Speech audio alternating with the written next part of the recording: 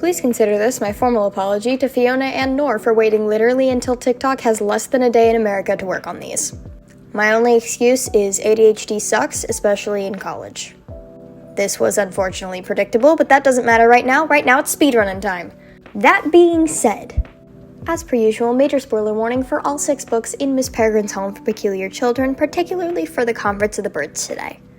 If you are interested in reading The Conference of the Birds and have not done so, please save this for when you at least finish that book.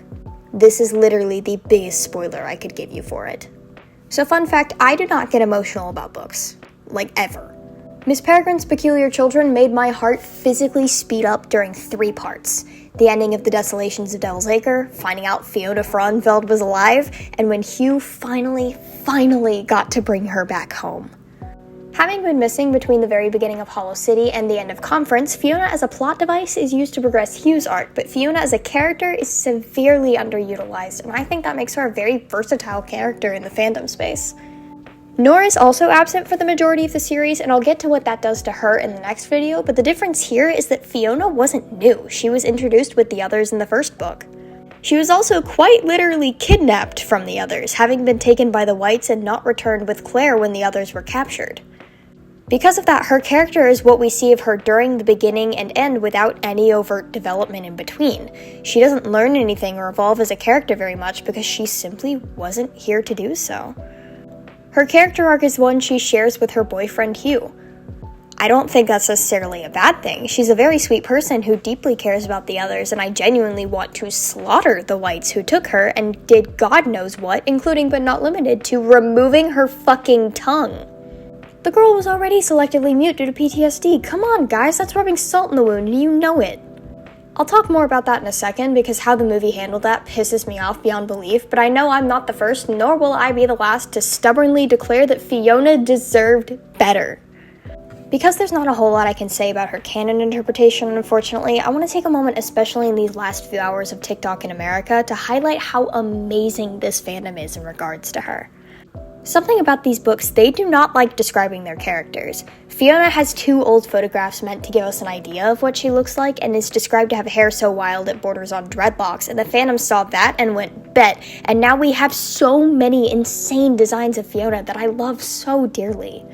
Lots of artists make her a person of color, some give her vitiligo, some people put leaves and flowers in her hair, and speaking of, I don't think I've seen a character in this fandom with so much variety in hair color and style. The creativity here blows my mind, and I'm so insanely proud to be part of this.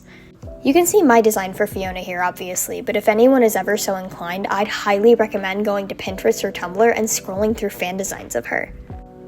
Not one looks the same, and while that isn't a unique thing given that she is a book character and obviously her design was up to interpretation, she's one of very few I've seen with such a variety to her appearance. If you ever want to see where an artist's mind goes in this fandom, ask them about their Fiona. No matter what you get, I can guarantee she'll look fantastic. As for her movie counterpart, I just want to start off by saying Tiny Fiona is as adorable as Tiny Hugh and Tiny Millard were, and Georgia Pemberton is fantastic for her. However, I did not think I could like Tim Burton less until I learned that not only did they completely erase Fiona's disability, and she is one of 2 characters to have disability rep for the record, they straight up threw out her backstory entirely because they wanted to make the story more lighthearted. I'm sorry, what? Miss Peregrine's Home for Peculiar Children. A series of novels about orphan kids who all came from abusive families at best and no families at worst, being hunted by bloodthirsty cannibalistic monsters to the ends of both space and time, being forced to traverse battlefields of both world wars, specifically deep South America in the year the Jim Crow laws were abolished, and live in a house that was bombed by Germany nightly for 70 years. The story where these people have to take shelter in one of the worst slums in London historically?